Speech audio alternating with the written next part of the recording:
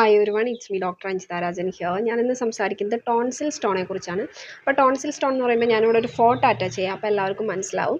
നമ്മുടെ ഈ ടോൺസിലിൻ്റെ അവിടെ നമുക്ക് വായൊക്കെ തുറക്കുമ്പോൾ കറക്റ്റായിട്ട് അറിയാൻ പറ്റും. ഒരു സ്റ്റോൺ, വൈറ്റ് സ്റ്റോൺ പോലെ ഒരു വൈറ്റ് ടു ഒരു യെല്ലോയിഷ്, ലൈറ്റ് യെല്ലോയിഷ് കളറ് ഒരു സ്റ്റോൺ നമുക്കിവിടെ ഈ ടോൺസിലിൻ്റെ അവിടെ ഇരിക്കുന്നതായിട്ട് നമുക്ക് അറിയാൻ സാധിക്കും. ഇതിൻ്റെ മെയിൻ രണ്ട് പ്രശ്നം എന്ന് പറയുന്നത് നമുക്ക് ഫുഡ് ഇറക്കുമ്പോൾ ചെറിയൊരു തടസ്സം പോലെ ഫീൽ ചെയ്യും. പ്രത്യേകിച്ച് പെയിനോ അങ്ങനത്തെ കാര്യങ്ങളുണ്ടാവില്ല, ചെറിയൊരു തടസ്സം. പിന്നെ വായനാറ്റം, നമ്മൾ എത്ര ബ്രഷ് ചെയ്താലും നമുക്ക് ഭയങ്കര വായനാറ്റം ഫീൽ ചെയ്യുന്നതായിട്ട് നമുക്ക് അറിയാൻ സാധിക്കും.